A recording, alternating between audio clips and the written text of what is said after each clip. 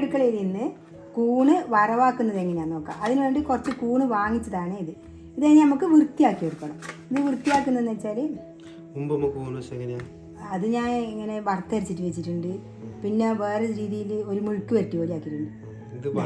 ഇത് വറവാക്കുന്നത് ചിക്കൻ ആക്കുന്ന പോലെ ഇതേപോലെ ഒന്ന് വൃത്തിയാക്കി എടുക്കണം.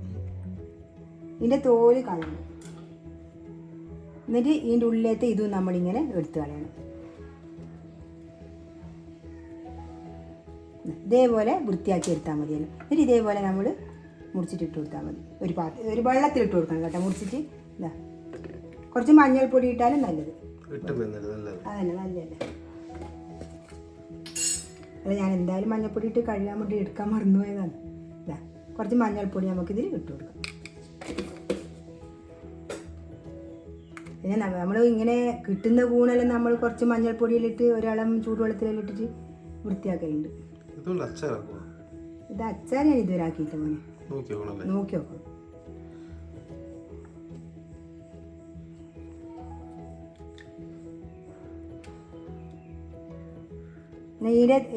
ഇതിൻ്റെ തണ്ട് നമ്മൾ ഇതേപോലെ ഒന്ന് കീറിയിട്ട് കൊടുത്താൽ മതി. ഇതേപോലെ നമുക്ക് മുഴുവനും വൃത്തിയാക്കി എടുക്കാം.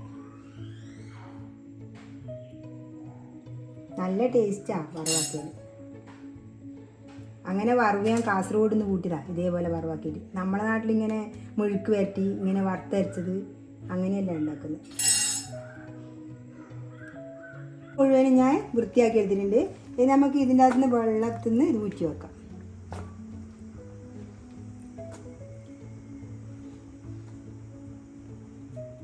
ഇനി ഞാൻ കുറച്ച് വെള്ളം ചൂടാക്കാൻ വെച്ചിട്ടുണ്ട്.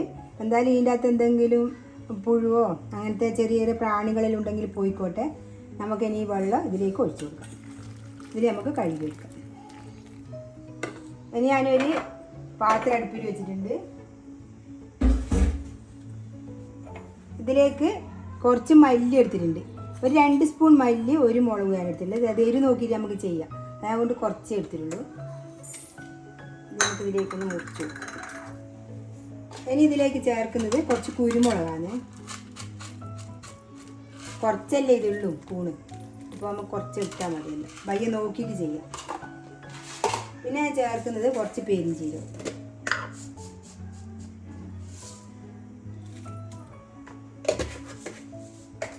അതിന് ഒരു ചെറിയൊരു കറിവേപ്പില ഇട്ട് കൊടുക്കുക. ഇത് നമുക്കൊന്ന് ചൂടാക്കി എടുക്കാം. നല്ലോണം വറുത്തെടുക്കണമെന്നില്ല, എന്നാലും കുറച്ച് വറുക്കാൻ വേണം. കുറച്ച് വെളിച്ചെണ്ണ നനച്ചിട്ട് ഒന്ന് വറുത്തെടുക്കാം. ഇങ്ങനത്തെ ഒന്ന് വലുത് മേടിക്കണം, നല്ലത്. ഞാൻ നോൺ സ്റ്റിക്ക് ഉണ്ട്, പിന്നെ ഞാൻ ഉപയോഗിക്കൽ കുറച്ച് കുറവാണ്. ഇത് വറുത്തിട്ടായിട്ടുണ്ട്. ഇനി നമുക്ക് തീ ഓഫാക്കാം. ഇതേപോലെ വറുത്തെടുത്തിട്ടുണ്ട്. ഇനി ഇത് തണ്ണിട്ടാകുമ്പോൾ ഒന്ന് പൊടിച്ചെടുക്കണത്. അരക്കണ്ട, പൊടിച്ചെടുത്താൽ മതി മിക്സിയിൽ. ഒന്ന് കഴുകി എടുത്തിട്ടുണ്ട്. ഇനി ഇതിലേക്ക് നമുക്ക് ആവശ്യത്തിന് ഉള്ളി മുറിച്ച് കൊടുക്കാം. ഞാനിപ്പോൾ ഒരു 2 സവാള എടുത്ത്, ഒന്ന് വലുതും ഒന്ന് ചെറുതും. ഇത് നമുക്കിതിലേക്ക് മുറിച്ചിട്ട് കൊടുക്കാം.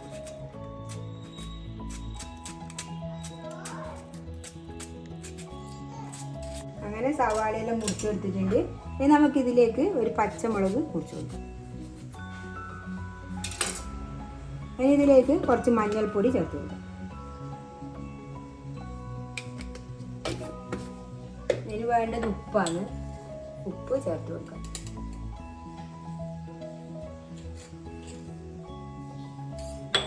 ഇനി കുറച്ച് വെള്ളം ഒഴിച്ച് നമുക്കിത് അടുപ്പത്ത് വെക്കാം. ഇത്ര വെള്ളം മതി. ഉള്ളീൻ്റെ വെള്ളം ഉണ്ടാവുമല്ലോ.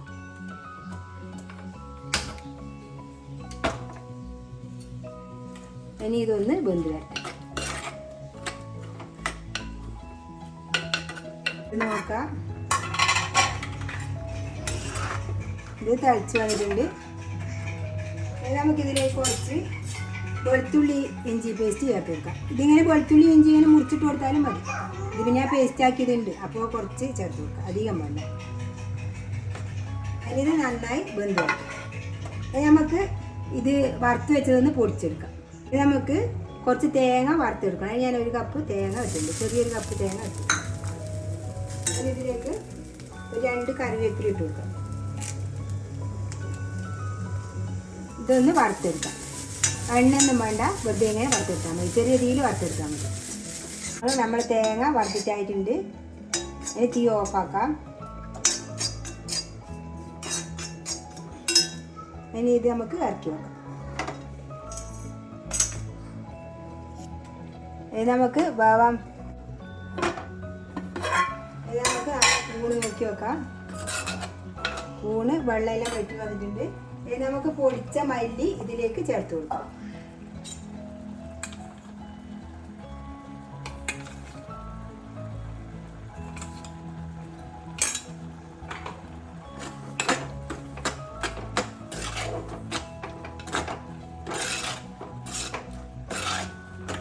മുഴുവനായി ഇട്ട് കൊടുക്കുക. ഇതാ ഇങ്ങനെ തരിതരിപ്പുള്ളത്, നല്ലോണമൊന്നും പൊടിഞ്ഞില്ല, അതാണ് അതിൻ്റെ ടേസ്റ്റ്. ഇത് മുഴുവനായി നമുക്കിതിലേക്ക് ഇട്ട് കൊടുക്കാം.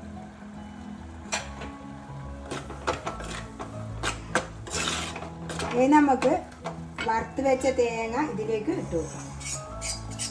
അങ്ങനെ കുറേ മല്ലിയിട്ടിട്ടാകുമ്പോൾ അങ്ങനെ പോകുമൊന്നും വേണ്ട. ഇനി നമുക്ക് പൊള്ളുന്നുണ്ട്, ചീനച്ചട്ടി ഇരുമ്പിൻ്റെ ചീനച്ചട്ടി ആയതുകൊണ്ട് നല്ല ചൂടുണ്ട്. ഇനി ഇതിലേക്ക് ഇട്ട് കൊടുക്കാം.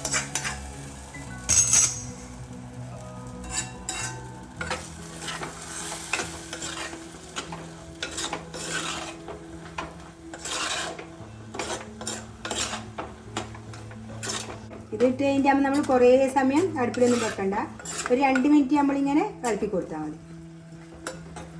ഇതായിട്ടുണ്ട്.